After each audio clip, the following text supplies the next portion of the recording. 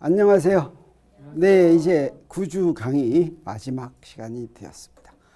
구주 강의 마지막 시간은 물리광학을 배운다고 그랬는데, 그 물리광학을 배운다는 얘기는 무슨 얘기냐면 빛의 간섭과 회절을 배운다는 얘기라고 했어요. 그래서 간섭과 회절이 어떻게 되는 건지 한번 보도록 하죠. 네, 파동의 간섭이란 뭐였냐면, 파동은 사실은 빛은 우리 지난번에 배웠어요. 전자기파가 파동이긴 하지만 그 전에 우리가 알고 있던 파동, 음파나 수면파나 줄에 생기는 파동과는 다르다고 했습니다. 뭐가 달랐어요? 그렇죠. 매질이 그 전에 알고 있던 파동의 경우에는 매질의 진동이 전달돼 나가는 현상이기 때문에 매질이 없으면 안 되지만, 있을 수가 없지만, 전자기파는 빛은 어떻다고 그랬어요? 매질이 진동하는 것이 아니라 전기장과 자기장이 커졌다 작아졌다 하는 게 진행하는 거기 때문에 매질이 필요 없다고 그랬죠. 그렇지만 전자기파의 성질을 이야기할 때는 역학적 파동, 그러니까 매질이 있는 파동과 똑같은 방법으로 설명합니다. 그래도 됩니다. 그래서 매질이 진동한다라고 하는 게 전자기파가 커졌다 작아졌다, 또는 이제 전기장과 자기장이, 그래서 전기장과 자기장이 진동한다, 이런 말을 써도 좋겠어요. 그 다음에 그러면 두 파동이 간섭을 일으키는데, 두 파동이 간섭을 일으킨다는 건 매질이 진동할 때 두 파동이 와가지고 하나는 매질을 위로 올라가라고 그러고 또 하나는 매질을 아래로 내려가라고 그러면 매질이 도대체 어떻게 할까? 어떻게 한다고? 두 개를 벡터적으로 합한 것처럼 움직인다라고 하는 거예요. 그래서 위로 가라는 거하고 아래로 가는 거하고 크기가 똑같으면 어떻게 돼요? 아예 안 움직인다는 거죠. 그러니까 전자기파도 마찬가지예요. 하나는 전기장이 위로 가 있고 하나는 전기장이 아래로 가 있는데 두 개가 같이 오면 어떻게 되냐? 전기장이 없어진다는 거예요. 똑같다. 그래서 파동의 간섭을 표시하는 게 똑같이 우리 1학기 때 파동 배울 때와 똑같이 기술을 합니다. 그래서 1학기에 파동 배울 때 우리 파동의 간섭은 무엇 때문에 일어난다고 그랬냐면 중첩 원리에 의해서 일어난다고 그랬어요. 이게 중첩 원리란, 파동이란 진동이, 매질이 진동하는 변이가 진행해 나가는 것인데, 두 개의 변이가 왔을 때는 그 변이가 벡터적으로 합한 것과 같다라고 하는 거예요. 여기서는 전기장과 자기장이 두 개가 오면, 전자기파 두 개가 오면 그 전기장과 자기장도 벡터니까 그걸 벡터적으로 더한 것과 같다라고 하는 게 되겠어요. 그래서 중첩 원리는 두 파동이 진행하여 동일한 위치에 도달하면 매질이 진동하는 변이는 각 파동이 혼자 왔을 때 진동하는 두 변이의 벡터합과 같다는 것이죠. 이게 전자기파에서도 똑같이 성립한다라고 하는 거죠. 그래서 가장 이제 극단적인 경우인 보강 간섭과 상쇄 간섭을 보면 어떤 거냐면, 보강 간섭은 이렇게 두 개가 왔어요. 두 개가 왔는데 두 개가 같이 진동하라고 그러는데 두 개가 어때요? 똑같이 진동하면 어떻게 돼요? 두 개 합한 놈이 어떻게 되겠어요? 진폭이 더 커진 놈이 되죠. 진폭이 몇 배가 되겠어요? 똑같은 놈이 들어오면 두 배가 되겠어요. 이런 걸 갖다가 보강 간섭이라고 하는데, 이때 이렇게 들어오면 상쇄 간섭은 뭐냐면 똑같은 파동인데 지금 뭐가 다른 거예요? 이걸 뭐라냐? 위상이 다르다고 하죠. 똑같은 파동인데 도달한 순서가 지금 다른 거죠. 얼마만큼 위상이 차이 나는 거예요? 이걸 파이만큼 위상이 차이 난다, 또는 반파장만큼 위상이 차이 난다, 이렇게 얘기하죠. 그럼 이건 어떻게 돼요? 하나는 위로 가고 하나는 아래로 가니까 더하면 어떻게 돼요? 더하면 없어진다라고 하는 거죠. 이런 현상이 바로 간섭 현상인데, 빛에서 이 간섭 현상이 일어나는 것을 아주 쉽게 관찰할 수 있습니다. 그래서 이거 맨 처음 관찰한 게 1803년 토마스 양의 이중 슬릿 실험이었는데, 그렇게 해서 관찰한 결과를 뭐라고 하냐면, 스크린한테 이렇게 보일 것 같으면 그게 무늬로 보여요. 그래서 이것을 갖다가 간섭을 일으킨 무늬를 간섭무늬다, 이렇게 이야기합니다. 그래서 이중 슬릿을 통과한 빛의 간섭 무늬를 보면 어떻게 생겼냐면 이렇게 생겼어요. 여기에 빛이 이렇게 왔어요. 지금 빛이 평면파가 왔다, 이렇게 하면, 그랬을 때 요 슬릿이 두 개인데 여기서도 이렇게 가고 여기서 이렇게 가니까 여기서 만난 놈은 어떻게 돼요? 지금 간섭을 일으키는 거예요. 근데 이때 간섭을 일으킬 때 어떤 데서는 보강 간섭을 일으키고 어떤 데서는 상쇄 간섭을 일으킵니다. 그래서 여기 보강 간섭을 일으키는 데는 밝게, 상쇄 간섭을 일으키는 데는 어둡게 해서 이런 띠 모양이 이렇게 나타나는 거예요. 이걸 갖다가 우리가 뭐라고 그러냐면 간섭문이라고 하는 거예요.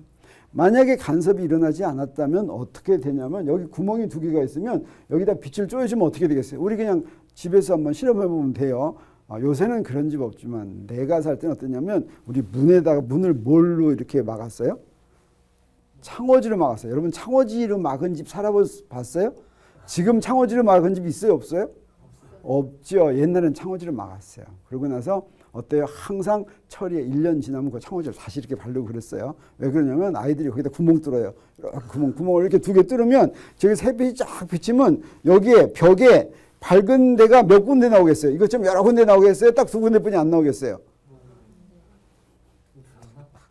2개뿐이 안 나와요. 거기서는 간섭을 일으키지 않아요. 그래서 쭉 뉴턴도 이 간섭하는 거 몰랐죠. 그래서 입자라 그랬죠. 네, 빛이 간섭 일으키는 거를 쉽게 보기는 어려워요. 쉽게 보기는 어려워요. 그래서 사실은 2개만 있으면 여기 2개만 이렇게 밝은 거죠. 여기에 특별한 조건이 맞게 하면 이런 간섭 무늬가 나타나는 겁니다. 진짜 그런 것 같아요? 아니면 여기 구멍 2개 있는데 봤더니 간섭 무늬 나온 거 본 적 있어요? 없어요? 도대체 창호지로 한 문이 없었으니까 관찰할 기회가 없었죠. 네. 그래서 밝은 무늬는 보강 간섭을 한 결과고 어두운 무늬는 상쇄 간섭을 한 결과다라고 하는 것을 우리 알 수가 있는데 아까 어때요? 창호지에다가 햇빛이 이렇게 들어오는데 창호지에다 2개 뚫으면 간섭이 일어난다 그랬어요? 안 일어난다 그랬어요? 안 일어나는 이유가 뭐냐면 빛이라고 다 간섭이 일어나는 게 아닙니다. 간섭이 일어나는 빛이 따로 있어요.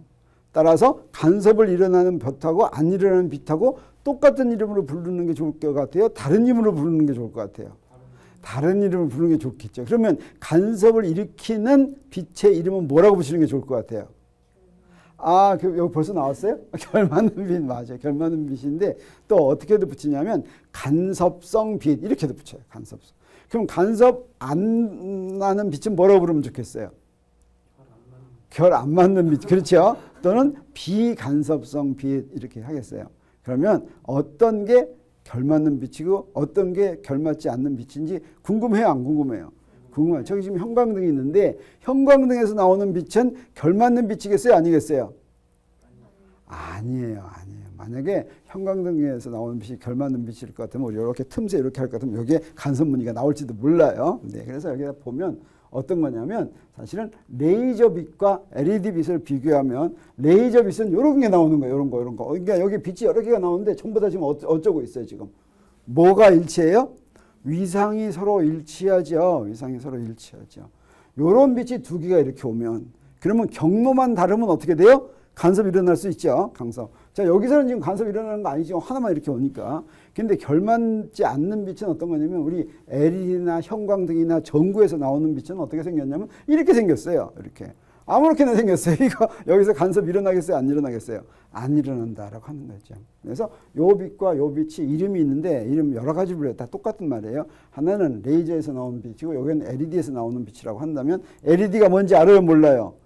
요새는 LED 엄청 많아요. 다 LED를 바꾸고 있죠. 이렇게 보이는 빛이 전부 LED라고 생각하면 돼요. 이건 LED가 아니지만, 네. 그래요. 여러분 스탠드 LED 스탠드 써요, 안 써요?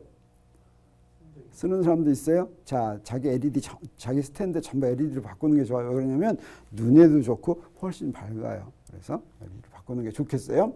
그래서 이거 이름을 결맞는 빛이라고 하고 이거는 결맞지 않는 빛이라고.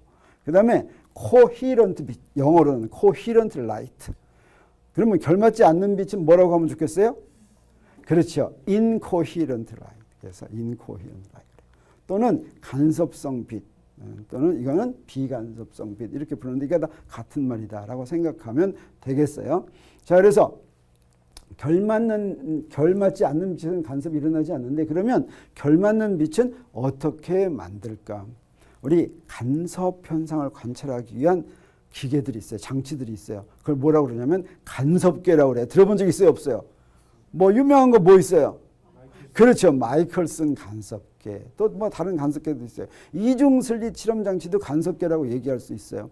이런 간섭계는 무엇을 하는 장치냐면 사실은 맨 처음 결맞는 빛을 만들어내는 장치예요. 결맞는 빛을 만들어가지고 그놈한테 뭘 주어야 되겠어요? 위상이 차이나게 만들어야 되겠죠. 어떤 방법으로? 하나는 좀 멀리 가고 하나는 좀 가까이 가게 만들면 경로차가 생겨요. 그러면 위상 차이가 생기고 거기서부터 간섭 무늬가 일어나는 거예요. 근데 이건 지금 뭐 같아요? 그렇죠. 무대예요. 무대인데 여기서 쫙 빛 비치고 여기서 쫙 빛 비치는데 여기서 간섭 무늬 일어나요? 안 일어나요? 안 일어나죠. 그냥 더 밝아질 뿐이죠. 그래서 결맞지 않는 빛에서는 빛이 어떻게 돼요? 그냥 더해져요. 그냥 더해지는 거는 파동의 성질이 아니에요. 파동의 성질이 없어지는 거예요. 그 입자의 성질이죠.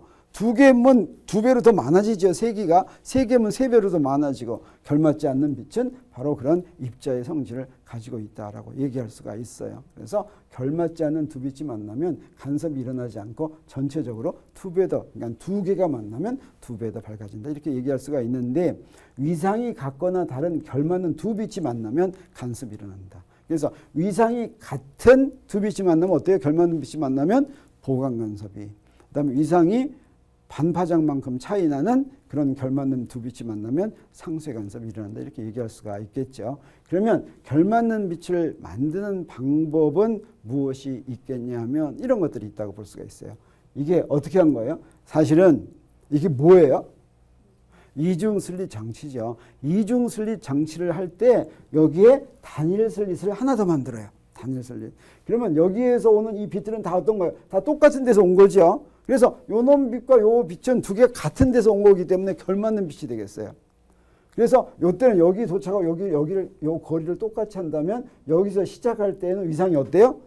위상이 같지요. 그러면 여기가 어디냐에 따라서 이쪽과 요 BD와 CD가 그 거리가 서로 달라지죠. 그 차이가 바로 경로 차이가 되겠어요. 그래서 이 실험 장치가 바로 영의 이중 슬릿 실험 장치인데 이때 여기에 결맞는 두 빛을 보내는 것이 바로 이중 슬릿 실험에서 여기서 뭐예요? 간섭 무늬를 관찰할 수 있는 바로 첫 번째 이유다라고 하는 거죠. 물론 또 두 번째 이유도 있어요. 이 차이의 간격이 되게 뭐와 비슷해야지 돼요? 파장과 비슷해야 된다는 그런 조건이 있지만 먼저 결맞는 빛을 보여줘야 되겠어요. 그래서 이렇게 했더라도 여기다 형광등 켜놓으면 이거 보인다는 거예요? 안 보인다는 거예요? 안 보인다는 거예요. 레이저 켜놓으면 보일 수도 있다는 거죠. 결맞는 빛이기 때문에. 그 다음에 요건 바로 뭐냐면 요거 본 적 있어요? 없어요? 그렇죠. 뉴턴링이에요. 뉴턴링. 여기다가 평면파를 보낼 것 같으면 그러면 하나는 여기서 위에서 반사하고 하나는 요 밑에서 반사해요. 그러면 어떻게 돼요? 요 경로 차이가 생겨요. 그래서 똑같은 빛이 반사가 다른 데서 하는 거니까 일부는 반사하고 일부는 투과하죠. 여기서 일부는 반사하고 일부는 투과한 다음에 다시 반사해서 오기 때문에 경로 차이가 생겨요.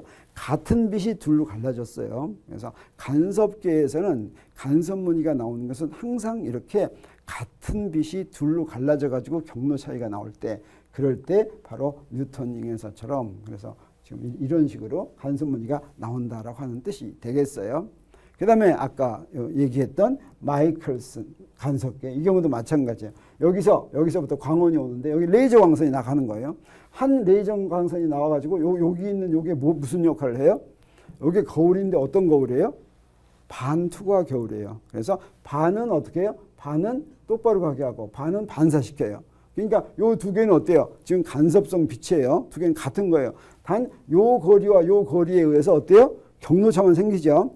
그래서 여기서 요거 두 개 거울이에요. 여기서 반사해서 다시 모여가지고 일로 오면 이제 여기서는 그 경로차에 따라서 여기에 간섭 무늬가 이렇게 생기게 된다라고 하는 거죠. 그래서 세 가지 모두 빛이 동일한 빛이 나뉘어서 서로 다른 경로를 진행하여 경로의 길이가 달라서 위상이 다른 빛이 만나게 되는 그런 성질을 이용한 겁니다. 그래서 간섭은 그냥 무조건 비침은 일어나는 것이 아니라 반드시 결맞는 빛을 이용해야지 된다라고 하는 아주 중요한 점을 우리 하나 알았어요. 혹시 질문 있습니까? 없습니까? 네, 뭐 그러고 보니까 간섭도 별로 어려운 것 같아요. 뭐 그런 대로 괜찮은 것 같아요. 괜찮아요? 네. 그러면 영의 이중 슬릿 실험을 가지고 우리 뭘 할 수 있는지 보겠습니다. 사실 영의 이중 실험 가지고 제일 먼저 하는 게 바로 뭐냐면 거기에 비춘 빛의 파장을 구하는 거예요.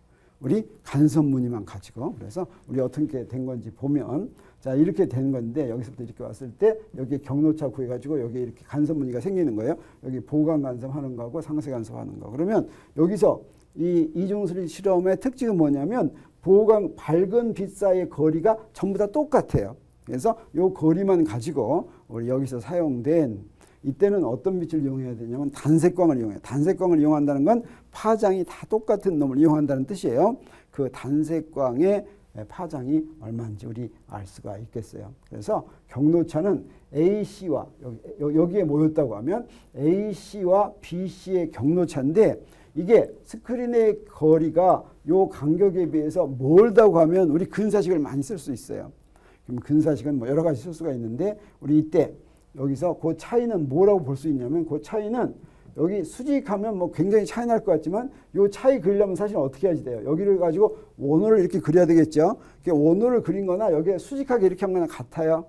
그래서 요 차이, 요 경로차 델타는 우리 뭐라고 얘기할 수 있냐면 D 사인 세타 프라임 이렇게 얘기할 수가 있어요. 그때 여기는 특별히 세타 프라임이라고 놓고 요건 세타라고 놨는데 요 두 개가 사실은 엄격하게는 달라요. 그렇지만 또 이게 멀면 요 두 개도 같다고 놓을 수가 있어요. 그러면 요 경로차는 D 사인 세타 프라임인데 그걸 D 사인 세타라고 놓을 수가 있겠어요. 그러면 D 사인 세타라고 놓으면 이 사인 세타는 또 뭐가 되냐면 사인 세타는 뭐가 돼요? 사인 세타는 요거분의 요거죠. 근데 요게 또 작으면 요게 작으면 또 뭐가 되냐면 탄젠트 세타하고 같아져요. 탄젠트 세타. 그래서 요걸 D분의 Y라고 놓을 수가 있어요. 그래서 요걸 갖다가 보강간섭과 상쇄간섭의 조건을 한다면 D 사인 세타가 M 람다하고 이제 같아지면 이게 경로차죠. 경로차가 파장의 정수배면 보강간섭 하겠어요. 그다음에 어때요? 상쇄간섭은 어때요? 반정수배면. 그러면 상쇄간섭을 하겠어요. 반파장 차이가 나면. 그런데 그래서 아까 여기서 한 것처럼 여기서 하는데 n번째 밝은 무늬의 위치를 ym 그때 세타 값을 세타 m이라고 하면 어떤 식이 성립하냐면 ym은 사실은 ym은 d 탄젠트 세타라고 해야 되겠죠. 근데 탄젠트 세타를 사인 세타와 같다고 놓을 수가 있어요. 그러면 사인 세타는 뭐가 되냐면 이거 뭐서부터 이렇게 나온 거야? 여기서부터 나온 거네. 요거 사인 세타 m 하면 ym은 여기서 나온 거예요. 여기서 요 d 사인 세타 해야 되는데 요거 라지 d니까 라지 d 하고서 이렇게 하면 맞아요. 사인 요거 d분의 m 람다죠. 그래서 d분의 m 람다 이렇게 놓은 거예요. 그래서 밝은 무늬 사이의 간격은 요 m 1 차이 나야 되니까 스몰 d분의 라지 d 람다 이렇게 되겠어요. 그래서 밝은 무늬 사이의 간격만 구할 것 같으면 자 그래서 요 람다를 여기서 구할 수가 있겠죠. 그래서 람다는 뭐가 돼요? 여기다 안 썼는데 요 람다는 ym 곱하기 d 이렇게 하면 되겠죠. 그래서 그거 한번 문제 풀어본다면 예제가 0의 이중 슬릿 장치에서 슬릿에서 스크린까지의 거리가 50cm. 그 다음에 두 슬릿 사이의 간격이 2cm. 그러면 라지 D가 스몰 D보다 엄청 큰 거예요? 뭐 별로 안 큰 거예요? 이거 엄청 큰 거라고 할 수 있겠어요? 네. 그러면 이 장치에 단색광을 보냈더니 스크린 중앙에서 첫 번째 밝은 무늬까지의 거리가 1cm였다. 이건 무슨 얘기예요? 밝은 무늬의 사이의 거리가 1cm다 이것이요. 이걸 이용해가지고 뭘 구하라는 거예요? 구하라는 거 안 나왔네? 자, 이렇게 하면. 자, 그래서 이 문제에서는 자, 라지 D는 50cm, D는 2cm, 델타는 요건 1cm다라고 했어요. 그러면 밝은 무늬의 사이의 간격은 아까 우리가 구한 데서부터 델타는 D분의 라지 D 람다니까 우리 뭐 했어요? 구하는 단색광의 파장을 구하라고 했나 보네. 아까 그렇게 썼나 봐요. 그래서 파장을 구했더니 0.04cm가 나왔어요. 그 다음에 단색광의 진동수는 어떻게 하면 돼요? 여기는 C는 F 람다 이용하면 되죠. 그래서 여기다 C 쓰고 람다를 썼어요. 0.04cm면 10의 마이너스 4 미터니까 이렇게 하면 헤르츠가 어떻게 되냐면 진동수가 0.75 곱하기 10의 12승 헤르츠인데 이거 눈에 보이는 거예요? 안 보이는 거예요? 네, 이거 안 보이겠죠? 우리 어디서부터 어디까지가 보인다 그랬어요? 400에서 700 테라헤르츠가 보인다 그랬어. 이거 지금 테라헤르츠인데 0.75 테라헤르츠죠? 이거 뭐겠어요, 지금 이거? 적외선일 것 같죠? 그래서 문제 제대로 냈어요, 안 냈어요? 네, 문제가 좀 그렇네요. 뭐 아무튼 그래도 할 수 없어요. 자, 그래서 우리 간섭은 이걸로 마치도록 하겠어요. 자, 간섭은 우리 자신 생겼어요. 회절은 조금 어려워요. 조금 어려워요. 그래서 우리 해절하는데 조금 해야 되겠어요. 회절은 어떠냐면 여기 물체가 있어요. 여기 물체가 있는데 빛을 이렇게 보낼 때 어떤 빛은 1처럼 가고 어떤 빛은 2처럼 가고 어떤 빛은 3처럼 가고 어떤 빛은 4처럼 갔어요. 그러면 1처럼 간 거는 이건 뭐 어떻게 해서 1처럼 갔을 것 같아요? 반사해서 1처럼 갔어요. 반사해서. 네, 그래서 1처럼 간 건 반사예요. 2처럼 간 건 뭐예요? 2처럼 간. 네, 굴절해서 2처럼 갔어요. 어떻게 이렇게 잘 알아요? 네, 굴절해서 이렇게 갔어요. 3처럼 간 건 뭐예요? 3처럼. 네, 아무것도 아니죠. 이거 뭐 이상하죠? 어때요? 이건 뭐냐면 빛이 어떻게 했어요? 안으로 들어갔죠? 안으로 들어갔다가 다시 나와요. 우리 모든 물질이 그래요. 빛을 흡수한 다음에 거기서 다시 빛이 나와요. 네, 그래서 이건 뭐냐면 빛을 흡수한 다음에 바깥으로 내보낸 복사한 거예요. 자, 이건 뭐예요? 이거는 반사 법칙 만족해야 안 해요? 이거 안 하죠? 네, 이렇게 이상한 것이 뭐예요? 남아있는 건 뭐 남아있어요?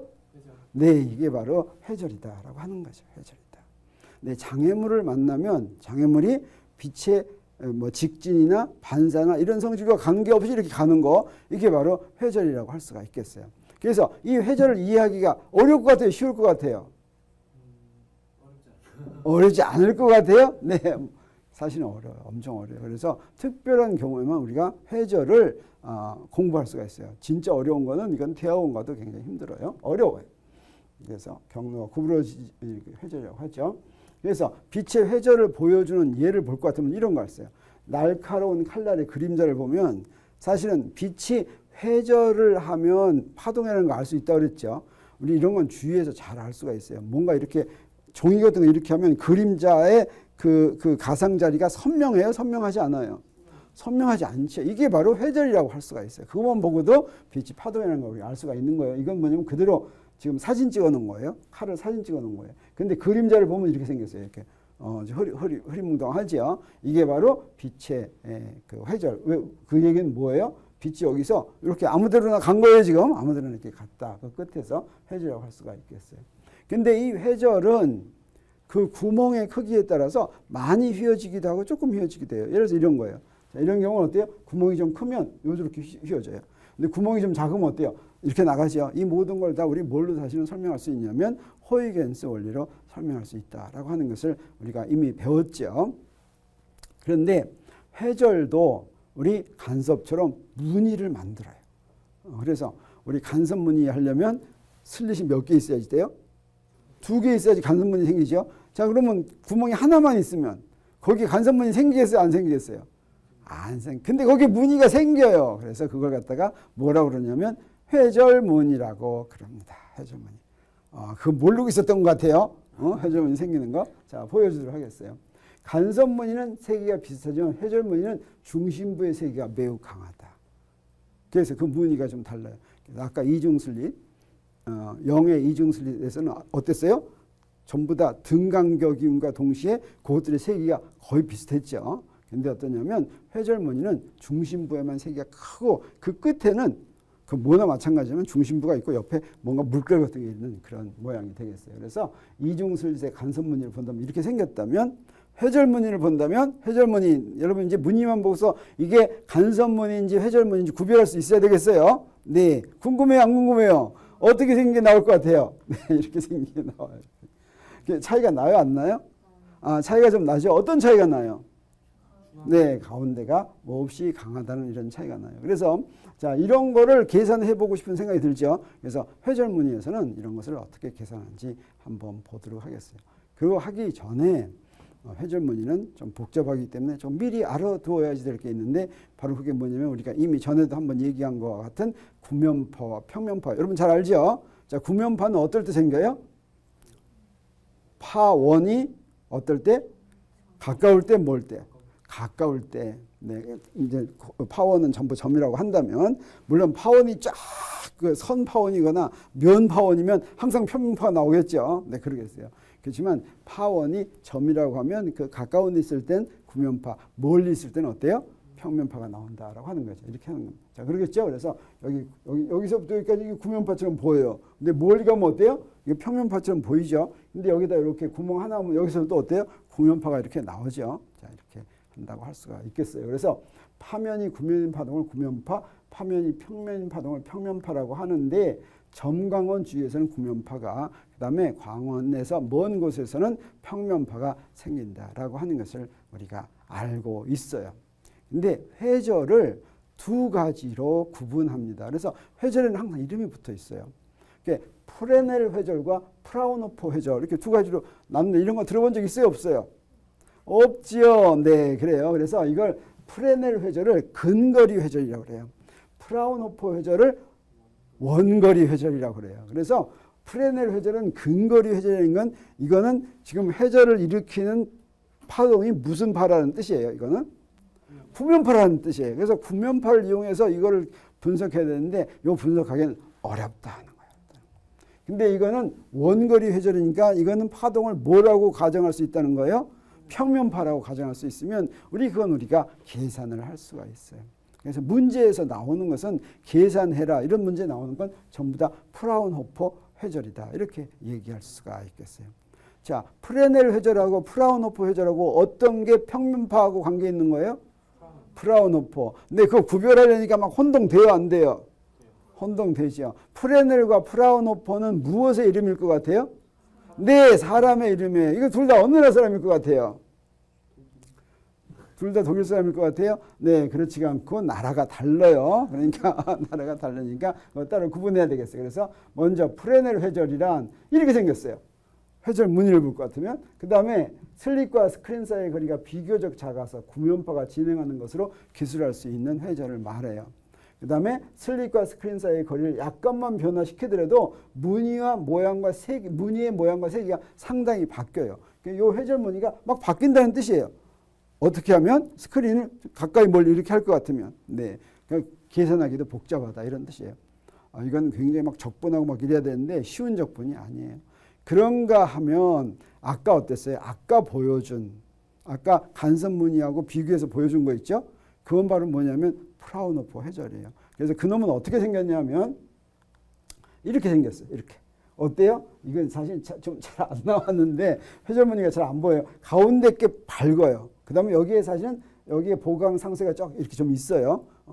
이게 바로 프라운호퍼 회절이 되겠어요. 이거하고 좀 차이가 나죠? 네, 이건 어때요? 가까운 데서 보강 상세가 막 보이는 거죠. 가까운 데. 멀리서는 가운데 게 굉장히 밝아요. 그래서 슬릿과 스크린 사이 거리가 비교적 멀어서 평면파가 진행하는 것으로 설명할 수 있는 그게 프라운호퍼 회절인데 슬릿과 스크린 사이 거리를 약간 변한다고 해서 이게 바뀌지 않아요. 거의 똑같아요.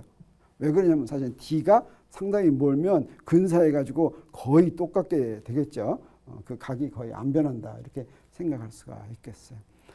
먼저 프레넬과 프라운호퍼에 대해서 잠깐 소개하도록 하겠어요. 그래서 우리 프레넬은 어떻게 오기스탱 장 프레넬 하니까 어떻게 돼요? 프랑스 사람이 되겠어요. 언제 사람이에요? 1788년에서 1827년 시대 사람이에요. 우리 전자기 할 때 이거 누구나 비슷하지 이거 1788년 18세기 정도니까 이게 지금 누구하고 비슷하냐면 1820년에 웨르스테드가 뭐 했죠? 네, 그때 시대 정도 사람인 것 같은 생각이 들어요.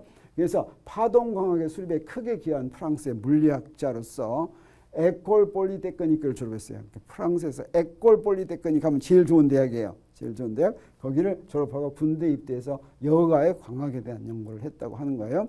그다음에 파동광학의 이론과 실험 연구 모두에 기여했다. 이게 바로 뭐예요? 물리광학에 기여했다라는 뜻이 되겠어요. 근데 그다음에 요 프레넬 이름이 들어간 걸로 유명한 게 뭐냐면 프레넬 렌즈예요. 우리 등대에 사용된 렌즈는 등대 렌즈 왜 사용해요? 빛을 비치죠. 근데 아까 얘기했지만 빛이 퍼져나가면 좋겠어요? 안 좋겠어요? 안 좋겠어요. 한쪽으로 쭉 퍼져나가게 하기 위해서 렌즈를 이용하는데 그때 렌즈가 크겠어요? 작겠어요? 커야 되겠죠. 근데 렌즈 크게 만들면 무겁겠어요? 안 무겁겠어요? 뭐 만들기가 쉽겠어요? 어렵겠어요? 네, 그거를 개선한 사람이 프레넬 렌즈입니다. 그 프레넬 렌즈는 어떻게 생겼냐면 요런 렌즈를 이렇게 만들었어요. 그래서 위에 거가 렌즈 이렇게 해야지 되는데 이걸 깎아서 이렇게 깎았어요. 그러니까 어떻게 되겠어요? 지금 훨씬 가벼워지겠죠. 또 이것도 뭘로 만드냐면 당시에 플라스틱이 있었는지 모르지만 오늘날은 이거 플라스틱으로 만들어요. 그럼 만들기가 좋은데 이때 요거의 초점거리가 요거하고 똑같아요. 이런 식으로 깎아 놓으면 놀랍죠? 굉장히. 그래서 이걸로 등대를 만들어 놓으면 이런 모양 잘 보여요? 자, 이렇게 등대 해가지고 빛을 보이면 등대에서 빛 보시는 거 다 이런 게 할 수 있는 프레넬 렌즈가 이렇게 사용이 되고 있어요. 그래서 렌즈와 똑같은 기능을 갖지만 그림과 같이 톱니바퀴 모양으로 깎아서 크기와 무게를 많이 줄인 그런 렌즈를 프레넬 렌즈라고 하는데 프레넬 회절은 여러분 계산해요? 안 해요? 안 해요. 이거는 구면파를 이용하는 거예요. 그러면 프라운호퍼는 어떠냐? 요제프 폰 프라운호퍼. 폰 하면 뭐예요? 독일에서 폰 하면 귀족이에요. 뭐예요? 영국에서는 써 하면 그때 귀족이죠. 독일에서는 폰 하면 귀족이고, 이 사람도 거의 비슷한 시대의 사람이라는 걸 우리가 알 수가 있어요. 이렇게 생긴 사람인데, 이 사람은 독일의 물리학자로 12세 거울 제조업자의 도제가 돼서 유리 및 렌즈 제작의 기술을 습득한 사람이에요. 그 다음에 독학으로 광학을 공부해가지고 뮌헨 대학교 교수가 된 사람인데, 광학기기를 개량하고 태양의 흡수선 스펙트럼을 발견해서 프라운호퍼 선이다. 태양에서 온 이렇게 선 스펙트럼 있죠? 까맣게 이렇게 보이는 거예요. 이걸 프라운호퍼 선이다 이렇게 불러요. 프라운호퍼 선을 이제 분석해가지고 태양에 어떤 원소들이 있는가 하는 것을 알아냈어요. 그래서 거기에 선 스펙트럼이 있는지 맨 처음 알아낸 사람 중에 한 사람이라는 뜻이 되겠어요. 그래서 이 프라운호퍼가 연구한 회절, 이것은 이해하기가 좋아요. 그래서 회절격자연 회절 연구로 빛의 파장을 계산하는데 크게 기여한 사람이라고 할 수가 있겠어요. 그래서 단일 슬릿과 이중 슬릿에서 나오는, 단일 슬릿에서는 어떤 무늬가 나오겠어요? 간섭무늬. 그다음에 아니죠, 반대. 단일 슬릿에서는 회절이니까 이건 무슨 무늬? 회절무늬. 여기서는 간섭무늬가 나오겠어요. 둘을 한번 비교해 보도록 하겠어요. 자, 이게 바로 회절무늬가 되겠어요. 근데 여기에 밝은 거, 어두운 거, 이게 반복되죠. 이거는 프라운호퍼예요, 프레넬이에요? 프라운호퍼예요, 프라운호퍼. 프레넬은 할 생각도 안 해요. 자, 그래서 단일 슬릿 프라운호퍼 회절이고, 이건 어때요? 아까 한 0의 이중 슬릿 간섭이죠.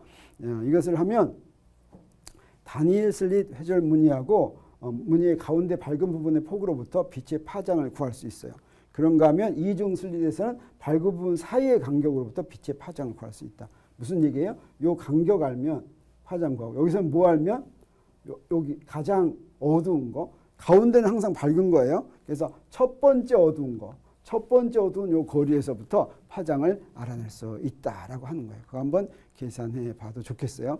그래서 프라운호퍼 회절무늬를 이제 계산할 때는 어떻게 하냐면, 아까 어때요? 간섭무늬 할 때는 경로차만 이렇게 구했죠. 근데 회절무늬 할 때 이거 경로차 구하기 굉장히 힘들어요. 왜냐하면 슬릿이 2개 있으면 금방 경로차 구하죠. 근데 회절에서는 어때요? 슬릿이 하나밖에 없죠. 그때는 사실은 이때도 회절을 할 때도 무엇을 한 거나 마찬가지냐면, 이 무늬가 생긴 거는 무엇 때문에, 파동의 어떤 성질 때문에 생겼겠어요? 간섭 때문에 생겼어요. 간섭이란 바로 뭐예요? 파동이 여러 개 모여가지고 중첩되는 거죠. 그때 단일 슬릿에서는 어떤 빛이 중첩되느냐면, 구멍 하나일 때 각 부분이 사실은 미세하게 보면 이 부분은 어때요? 얼마든지 내가 나눌 수 있죠. 이 부분이 간섭한 거다 이렇게 얘기할 수가 있어요. 그러면 이 부분을 어떻게 간섭시키느냐? 요거 아주 클레버하게 이제 생각한 게 있어요. 그게 바로 뭐냐면, 맨 처음에 어떻게 하느냐? 이렇게 나눠 놓고서 맨 처음에 여기하고 여기 딱 절반. 그래서 2개로 나눴어요. 2개로. 무슨 얘기냐면, 여기서 지금 빨간 점 요 2개만 간섭시키는 거예요. 간섭시키는데 어떻게 간섭시키느냐? 여기 지금 여기서 삼각형을 이룬다고 생각해서 간섭시키는 게 아니라, 이렇게 그린 건 이게 뭐라고 가정한 거예요? 이렇게 오는 게 평면파라고 가정한 거예요. 평면파가 여기서 만났으면 경로차가 얼마만큼이면 요만큼 경로차가 났겠어요. 그걸 경로차라고 생각하고 지금 한 거예요. 그래서 계산을 하겠어요. 그래서 슬릿에서 스크린까지 거리 D가 굉장히 크면, 슬릿 여기가 A인데 크면 평면파가 지난다고 가정하고, 무수히 많은 점들 중에 여기 모두 호이겐스 원리에서 새로운 광원이 되는데, 이 중에 뭐만 2개 하냐면 맨 윗점하고 가운데 점 2개만 해요. 그럼 나머지는 어떻게 할 것 같아요? 다 무시하는 게 아니라 나머지는 나중에 또 해요. 나중에 또 다 하니까 걱정 말아요. 지금 2개만 해요. 지금 2개 한다는 뜻이 뭐냐면, 요거 2개 하고 그다음에 바로 밑에 까고 그 밑에 까고 2개 하는데, 그때 경로차가 같겠어요, 틀리겠어요? 요거 빨간 거 2개 하고 그 밑에 있는 거 2개 하고 그 밑에 있는 거 이게 다 같겠죠. 그래서 이렇게 하면 거기 있는 경로차가 다 같아요. 그래서 간섭해가지고 보강간섭 하나 만들겠어요.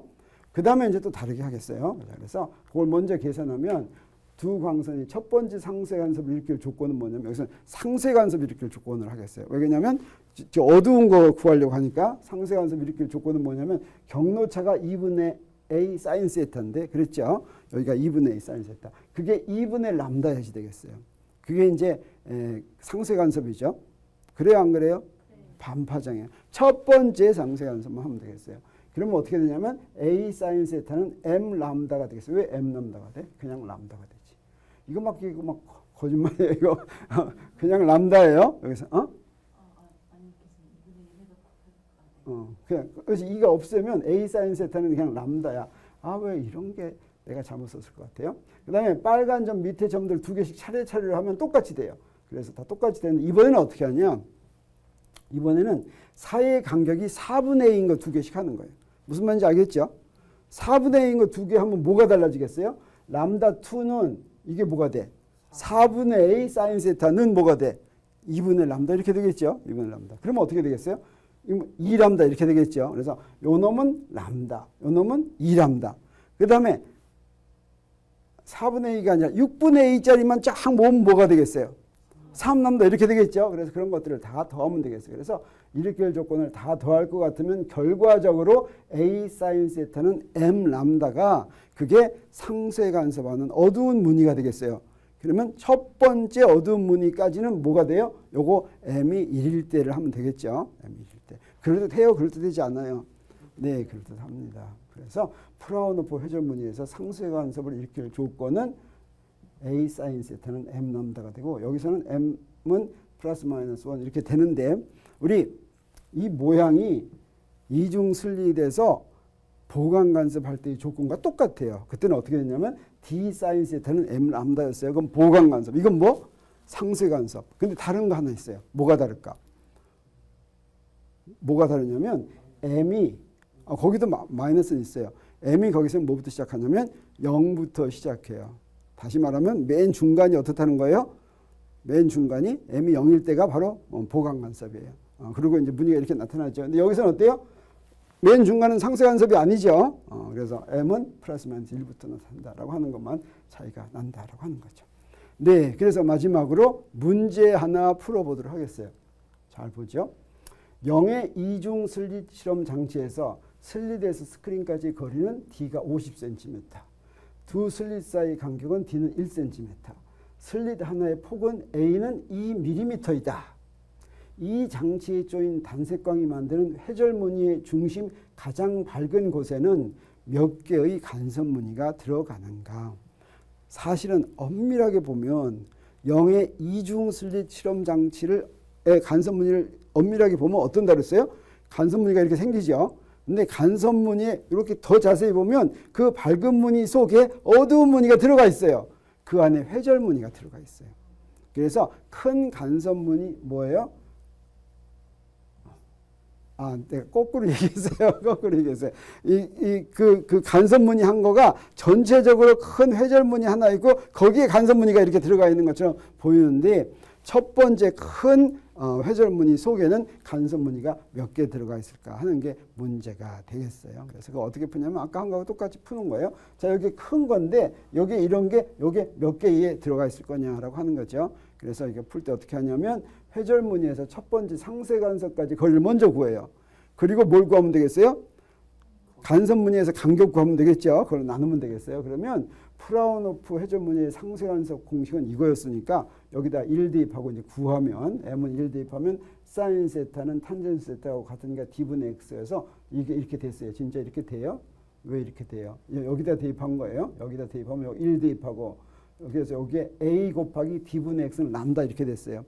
그래서 X는 A분의 D 람다 이렇게 됐는데 이 X가 바로 뭐냐면 첫 번째 상쇄 간섭까지죠.